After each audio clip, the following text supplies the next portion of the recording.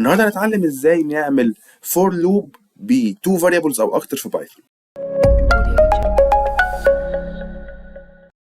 اهلا بيكم في حلقه جديده يا شباب. النهارده عندنا حلقه جميله جدا، والنهارده هنتعلم ازاي نعمل for loop في بايثون بس ب 2 variables، نلوب ب2 متغير او ب 2 variables.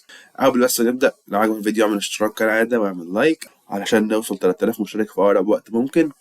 ويلا بينا على طول نبدا في الفيديو. في 3 طرق مشهوره جدا علشان نقدر نعمل بيهم ال 2 variable loop في بايثون.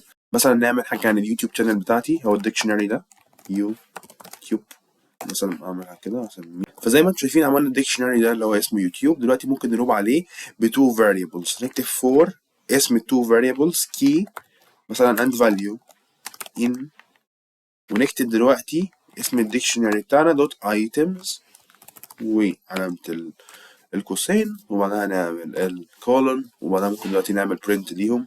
فنعمل طبعا برنت، لو عايزين نعمل برنت للفاريبل نعمل برنت ونكتب اف، نعمل علامتين السترنج، وجوه نعمل الكيرلي بريسز ونكتب مثلا let's say هنا key وهنا value بالشكل ده. ودلوقتي ممكن نعمل ران البرنامج نشوف شكله هيبقى عامل ازاي. زي ما انتم شايفين شغلناه بقى اهو، النيم بيتك بو، سبسكرايبرز 2.53، يا ريت يا جماعه تزودوهم نوصل ل 3000، والفيوز 630,000 بس. فدي اول طريقه، وهي طريقه ان احنا نلوب على الديكشنري. تاني حاجه وهي طريقه الانيوميريشن. فليتس سي دلوقتي ان انا مثلا عندي ليست، وليتس سي ان الليست دي مثلا عن ترتيب التوب 4 في الدوري الانجليزي الموسم اللي فات. فانا ممكن برضو اعمل فور لوب بيطبع لي الرانكينج بتاعهم. الطريقه دي بتعمل فور لوب بيطبع لك الاندكس مع مع الايتم بتاع الليست، او مع الفاليو بتاعت الاندكس دي في الليست، وهي بالانيوميريشن. نكتب for مثلا let's say index وكوما بعدها team in enumerate، ونكتب جواها teams. دلوقتي ممكن نعمل print مثلا، وبرضو if نكتب مثلا، وهنا نكتب جواها index plus 1 عشان طبعا هيدينا من index 0، فاحنا عايزين الرانك بتاعهم اللي هو بيبدأ من 1 2 3 4، فن plus 1. وبعدها نعمل colon، ونعمل دلوقتي كمان مرة run. زي ما انتم شايفين رانك 1 تيم مان سيتي، رانك 2 ارسنال، مان يونايتد، وبعدها نيوكاسل.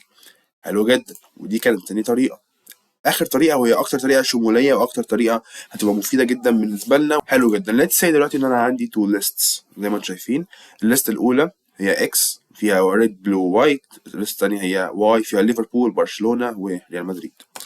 فانا برضو عايز اطبع كل واحد مع التاني، فهلوب على الاثنين مع بعض ازاي؟ نكتب كمان مره for، ونكتب اسماء التو variables بتوعنا. ليتس سي مثلا color وتيم in zip، ودي اسم الفانكشن بتاعتنا x and y. دلوقتي نعمل colon، وبعدها ممكن نعمل print بكل بساطة لكل حاجة. نعمل print كمان مرة if، نكتب مثلا هنا color وببساطة ودلوقتي هنعمل run نتأكد إن كل حاجة تمام. color red تيم ليفربول، color blue تيم برشلونة، color white تيم ريال مدريد. هتقولي طيب لازم يكون هل لازم يكون الليست الاتنين lists بنفس السايز ولا لأ؟ هقول لك تعالوا نجرب مع بعض. مثلا نحط نيوكاسل في الاخر، مثلا بيلبس ابيض هو كمان. نيوكاسل شوف هيعمل ايه. هنشغلها وهنكتشف ان هو بياخد الاول مع الاول، تاني مع تاني، تالت مع تالت. لو في رابع انا ماليش دعوه بيه، طالما مفيش كورسبوندنج اليمنت ليه هنا، مفيش واحد مماثل ليه هنا، انا ماليش دعوه بيه، هيجنوره. طيب لو حطينا مثلا هنا وايت او مثلا زيبرا، كلر الزيبرا ده عارفينه اللي هو ابيض في اسود، هو نيوكاسل بيلبسه كده.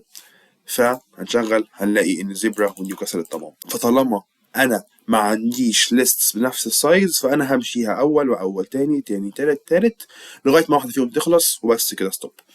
بس. ودي الطريقه الثالثه. طب هتقول لي بقى دلوقتي ازاي نعمل مالتيبل فاريبلز؟ انا مش عايز اعمل على 2 بس، انا عايز اعمل على 3 مثلا.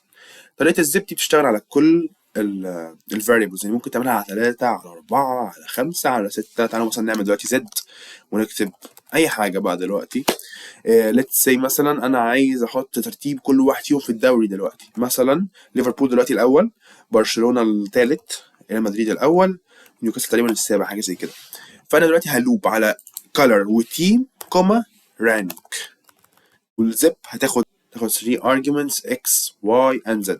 نيجي هنا هنطبع الكالر والتيم ونعمل حاجة كده كوما ونطبع الرانك. دلوقتي هنشغل زي ما انتم شايفين طبعا اهو كولر ريد تيم ليفربول والرانك وليهم كلهم. بس كده ده كان فيديو بتاعنا النهارده. لو عندكم اي سؤال اكتبوا لي في الكومنتس تحت وقولوا لي عايزين اعمل فيديوهات عن ايه المره اللي جايه. شكرا جدا لكم المشاهده، ما تنسونيش باللايك سبسكرايب كومنت والشير. شكرا على الدعم المستمر. مع السلامه.